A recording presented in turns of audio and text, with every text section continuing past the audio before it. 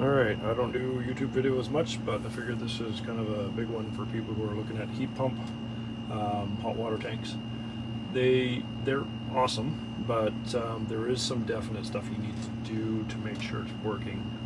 We have ours installed in our basement, and we've got the 80-gallon Rheem Proterra, blah blah blah blah blah. Super easy to hook up, very simple. Cold in, auto water shut off, just in case if it overflows. So all the features are in these things are great. Now you need to, if you have it in a room, we have it in about a 500 square foot room, or utility room, storage room kind of deal, and it's powerful enough that it will pull the. We're doing some jury rigging to figure out how to get the temperatures good. Because I was running this room, it was down to 14 degrees Celsius, pulling in the air from the room and ejecting it out our aftermarket build of exhausting the cold air outside. And we're about 0 degrees outside right now in 0 degrees Celsius. Saturday we're going down to minus 20, minus 25, somewhere in there. So I've got 6-inch insulated pipe flex. I've got a backflow butterfly valve set right there so the cold air won't come in when it's not running, and then just a nice 6-inch flex. This is a 12 to 6 adapter. Now when you tape anything on here, it will rip off the paint, which is quite unimpressive for the paint quality on the tank itself. You know, $3,600 tank up here, they're not cheap.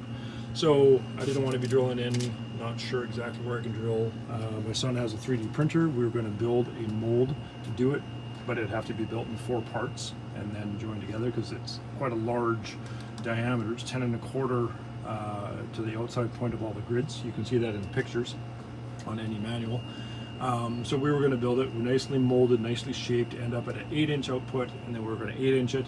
My local supply was limited on 8-inch output, so we went to 6, and my length is only 14 feet right here. And if you run a 6-inch with flex, you're allowed up to 25 feet. My damper in there, 190, 290, that's 5 feet, 5 feet. So I'm right at the limit if I'm maybe 27 total feet. So I've went and limited my restrictions to the highest that you're allowed. So the system has been giving me warnings on the alarm history of A006, which is insufficient intake temperature, and I've also been getting a inability to, I think it's a T132 code, inability to supply the demand. So I'm not overly impressed thus far with the different modes. You have, of course, vacation mode, energy saver mode, high demand mode, heat pump mode, and then electric mode, which show up down here. So energy saver and high demand, they really seem to work almost identical. We can have 2 back-to-back showers. The thing can be fully charged with temperature, which this is my setting temperature. It's not an actual temperature inside the tank, which I don't like. It should tell us what the temperature is inside the tank. All it does is on the app, which was a total nightmare to join as well. It did not want to connect to Starlink. So I had to throw another router on off my Starlink to connect it to the network, and it was working fine. So whatever, I have an old Netgear router that I got this connected to directly. So I have all my furnace and my any app-based appliances connecting that way through that router. So it's all my house gear is on my router. So if you have to go there, just make it all one. But yeah, energy saver mode, it really runs the heat pump most of the time, and it won't even kick on the electric. It'll actually give you a warning code saying, oh, insufficient ability to supply demand. Something in that frame. Basically, it can't make enough hot water to meet your call for hot water. It in my brain, that should kick on an electric element. You know, it's nice because it tells you it's not doing it, so this mode is not good enough. Now that all falls back to me not getting enough hot air into the system. Because again, at first we didn't have this on. We were blowing cold air right into this room, and there was times it was 11 degrees in my basement room. So it was pulling in air, cooling it, shooting it out, cooling the room, I added an extra air vent from my heat duct to blow down on this to give it, you know, we run our furnace constant in our house to keep air balance everywhere, and it was blowing out 15 to 16 degree air, so it was helping. I had opened up another one. I know it's messing with my HVAC. HVAC guys are freaking out right now. I cut another port in the far end. We have one already in place right there. Had that opened up, so I had 3 ports into this room for bringing warm air in. It wasn't enough. This thing is powerful enough to draw your temperature down so quick, especially if you're blowing into room. Once we put this on, then I started getting the insufficient airflow temperature, so which was unique because we're pushing the cold air outside, but we also created some restriction with this. So then it didn't like that.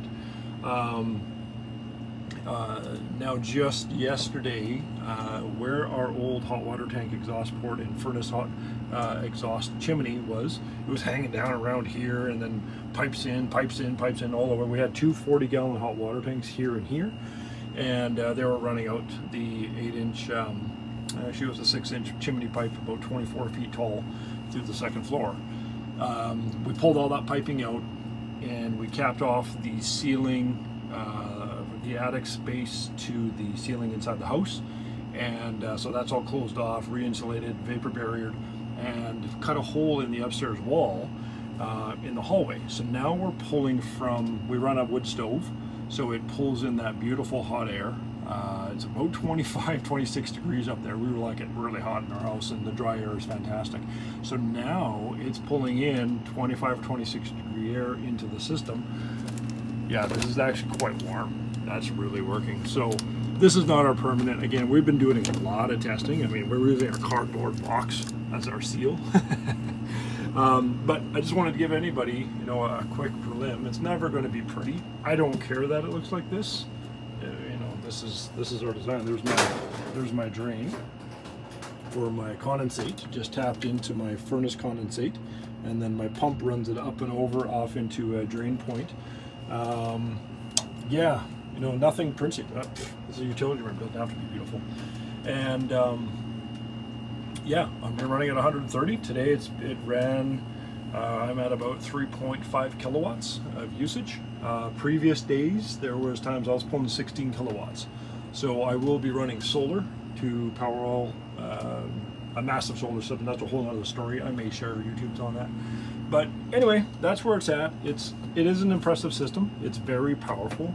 Just so anybody who thinks, oh, you can just have it in the room. No, you can't have it in the room. It will not let itself work properly because it's going to cool the air so much, you're sucking in that cold air. And it doesn't work. So it starts coating out, and it takes forever to get you heat. The thing was running for 14 hours a day, pulling 50 watts, which is still better than running electric. Electric pulls 4,500 watts. And you know, I can tell that because I actually run an Emporia system, the Emporia View energy monitor, which is fantastic. It is a very dangerous electrical panel, but this is how you get these clips on because they've pounded so many things into this little box. So these little guys here read up to 50 amps, and then I got my 2 mains, which will read up to 200 amps on the main input. And yeah, so I'm able to monitor specifically what's going on with the usage.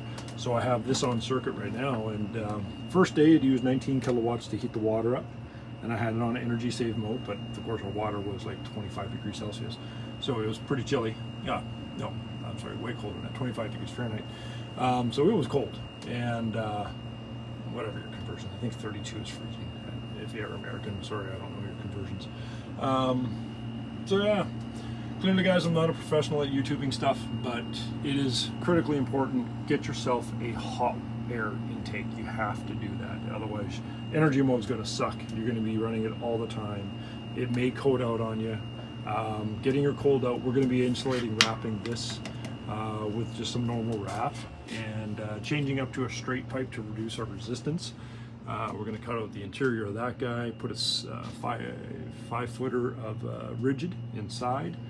We may pull out the damper to reduce, and yeah, so I may post more as I go along, see whatever we build. If we 3D print a nice boot to seal on there, because you can buy them from Rheem, somewhere, wherever you can find them. But the one that they sell for this was like $300 in most places, and where it's 160, none available.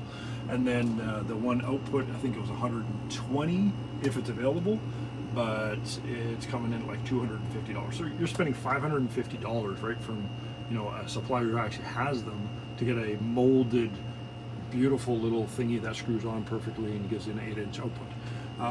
Well, sorry, I'm not about to buy another hot water tank worth of value for a standard electrical water tank. So yeah, but this is exciting. This is warm. I hadn't actually felt the temperature of this yet, so it is pulling air from upstairs in a simple register style cutout in our hallway that's about 20 feet away from our fireplace, which is in our foyer, dumping heat up high, and we have a big ceiling fan pushing that heat throughout the house. And yeah, it sucks it in. So there you go. Feels like a long video. Sorry about that, but that's what we got, and I hope that helps somebody.